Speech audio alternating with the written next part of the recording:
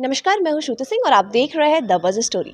जैसा कि हम सब जानते हैं, आज हिंदी दिवस है। सर्वप्रथम मैं आप सभी को हिंदी दिवस की शुभकामनाएं देना चाहती हूं। गर्व हमें है हिंदी पर, शान हमारी हिंदी है। कहते सुनते हिंदी हम, पहचान हमारी हिंदी है। हिंदी दिवस पर आज हमारे साथ जुड़े हुए हैं विबग्योर स्टेट के सर्स हेड ब्रजेश पांडे जी। आइए हम इनसे जानते हैं कि आखिर हिंदी को लेकर हमारी मातृभाषा हिंदी को लेकर आखिर इनकी क्या राय है।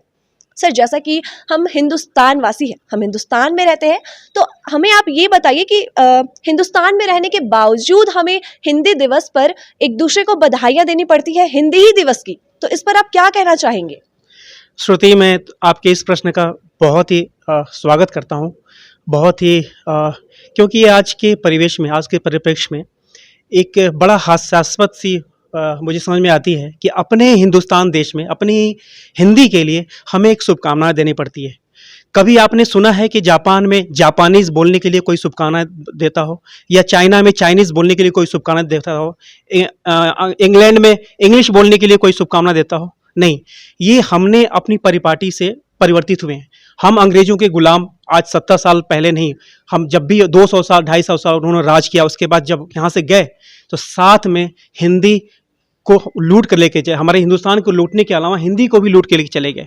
हमारी परिपाटी, हमारी थाती थी जिसको लूट के लेके चले गए, और एक तरह से हमको पंगु बना दिया, मानसिक रूप से पंगु बना दिया कि अगर आप इंग्लिश नहीं जानते हैं तो आप कुछ नहीं जानते हैं।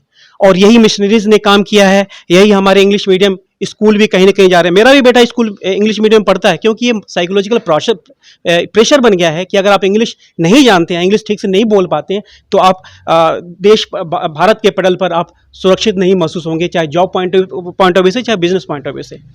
तो श्रुति, मैं इस बात का पुरजोर विरोध करता हूँ कि आप हिंदुस्तान में रहते हुए हिंदी के लिए हिंदी दिवस मनाया जा रहा है, लेकिन आवश्यकता इस बात की है समझने की कि हम गुलाम थे, चले गए, हम आज़ाद हुए, लेकिन हिंदी के रूप में भी हमें आज़ादी चाहिए।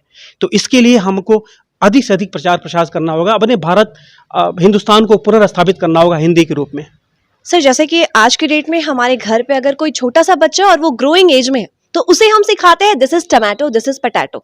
हम ये क्यों नहीं बताते कि ये टमाटर है, ये आलू है? कहीं ऐसा तो नहीं इन सब चीजों के बीच हम अपनी राष्ट्रभाषा को ही खोते जा रहे हैं?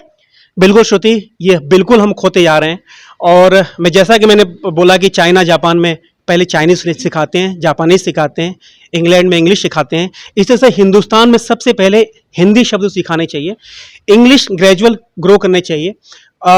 ये हमारे लिए एक बहुत ही एक तरह से खराब बात हो रही है हमारे देश में कि हमें सबसे, जैसे नाम है, चाहे अपने लोगों को बात करने में, कम्युनिकेशन में हिंदी में शर्म नहीं करनी चाहिए। हिंदी एक बहुत ही बड़ी भाषा है जिसमें से सारी भाषाओं को समाहित करने की क्षमता है। हिंदी में इंग्लिश के भी शब्द आते हैं, उर्दू के भी शब्द आते हैं, फारसी के भी आते हैं, अरबी भी आते हैं, बहुत सारे ऐसे शब्द हैं, लेकिन फिर भी वो हिंदी अपनी गरिमा खोती नहीं। ठीक जैसे हिंदुस्तान ने पूरे देश में होने के बावजूद अपनी जो हिंदी प्रकृति है वो कभी खोया नहीं, उसी तरह से ये हमें खोना नहीं चाहिए। हमें अपने ही पक्ष में रखना चाहिए और हिंदी को हमें संजो कर रखना चाहिए। हमें हिंदी से ही शुरुआत करनी चाहिए अपने बच्चों के भविष्य की और अपने भविष्य की। सर, जैसा कि हम सब जानते हैं, आप विबग्योर स्टेट के सर्स हेड है, तो आपके इस स्टार्टअप में हिंदी कितना महत्वपूर्ण भूमिका निभाता है और हिंदी एक आप लोगों के लिए हिंदी क्या रोल प्ले करता है? देखिए, जब हम रियल एस्टेट की बात करते हैं तो रियल एस्टेट में जो हमारी रजिस्ट्रियां हैं वो हिंदी में होती हैं, और जो लोकल भाषा में जो हमारी कम्युनिकेशन है हम कोशिश करते हैं इसमें करें। फिर भी कोई बाहर से आता है, वो इंग्लिश एक तरह से उनके माइंड में रहता है कि नहीं, इंग्लिश में ही बात करेंगे तो हम थोड़ी देर इंग्लिश बोलते हैं, फिर उसके बाद अपनी हिंदी पर ले आते हैं कि नहीं, हम अपनी भाषा में ही अपनी कम्युनिकेशन करेंगे, और सारे डॉक्यूमेंटेशन प्रोसेस मैक्सिमम हिंदी में करते हैं। तो इसके लिए हम चाह रहे हैं कि हमारा हिंदी पुनर्जीवित हो, पुनर्स्थापित हो, और हर जगह हमें हिंदी के लिए हिंदी में ही काम करें हम। सर, आज जो हमारा ये वीडियो हमारी जनता देख रही होगी, उसमें कई ऐसे यूथ्स होंगे जो आज इंग्लिश प्रमोट कर रहे होंगे ज़्यादा से ज़्यादा, तो आप हमारे यूथ्स को क्या संदेश देना चाहेंगे? नहीं, आप इंग्लिश जानिए, इंग्लिश सीखिए, लेकिन कम्युनिकेशन आपस में कम से कम हिंदी में कीजिए। अपने परिवार में, अपने देश में, अपने लोगों से जरूर कम्युनिकेट। कहीं आउट ऑफ इंडिया जाना है, आउट ऑफ जाके बात करनी है जहाँ इंग्लिश में ही सिर्फ काम चल सकता है, तो वहाँ पर इंग्लिश जानिए, सीखिए जरूर। ये एक वर्ल्ड लैंग्वेज है, नो डाउट, इसमें वर्ल्ड लैंग्वेज है, इसमें ऐसी कम्युनिकेशन होती है कि, लेकिन ये बाधक नहीं बननी चाहिए। इसमें चाइना बहुत बड़ा आपका इकोनॉमिक कंट्री है, पूरे विश्व में मानते हैं। जापान इकोनॉमिक कंट्री, वो इंग्लिश के पीछे नहीं पड़ते, वो बस एक दुभाषा रखते हैं, एक कम्युनिकेटर रखते हैं, अपनी बातों को कम्युनिकेट करते हैं। लेकिन मेरी सारी भाषाएं सुरक्षा की दृष्टि से, अपने विज्ञान की दृष्टि से, ज्ञान की दृष्टि से अपनी भाषा में ही आप प्रतिपादित कीजिए। तो मेरा आग्रह है कि जितना अधिक से अधिक संभव हो अपने हिंदी को विकसित और पुनर्जीवित और पुनर्स्थापित कीजिए। मैं एक आखिरी प्रश्न आपसे करना चाहूंगी। हमने यूथ्स की तो बात कर ली, लेकिन आज के भी डेट में हम अगर बात करें कुछ घर के पेरेंट्स की, तो पेरेंट्स आज पेरेंट्स की अगर हम बात करते हैं तो पेरेंट्स ये सोचते हैं अगर हमारे बच्चे जो है वो हिंदी को छोड़ के इंग्लिश बोलेंगे तो उनकी स्टैंडर्ड पे एक हाई लेवल दिखता है। तो उन लोगों को आप क्या कहना चाहेंगे? क्या इंग्लिश बोलने से उनकी स्टैंडर्ड बढ़ जाती है और हिंदी बोलने से क्या उनकी स्टैंडर्ड लो हो जाती है? नहीं जी जी, ये मैंने बताया ना कि जब देश आजाद हुआ, साथ में ये अंग्रेज हमारे पास एक थोप करके गए, एक स्टैंडर्ड का हाई और लो का नोट थोप करके गए। ये बहुत बुरी बात है। इससे हम इस मास्क से हमें बाहर निकलना पड़ेगा, इस सोच से हमें बाहर निकलना पड़ेगा।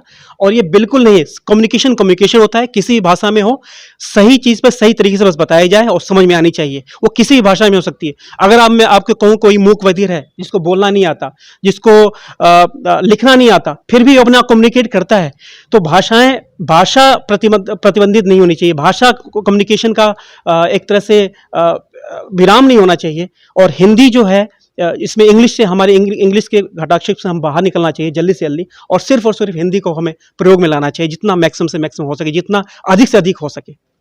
तो देखा आपने विबग्योर स्टेट के सर्स हेड ब्रजेश पांडे जी ने बताया कि इंग्लिश बोलने से लोगों की स्टैंडर्ड नहीं बढ़ती है और अपनी मातृभाषा बोलने से लोगों की नजरें नीचे नहीं हो सकती है। तो ऐसी ही तमाम जानकारी के लिए हमारे साथ बने रहे द बज स्टोरी में। धन्यवाद।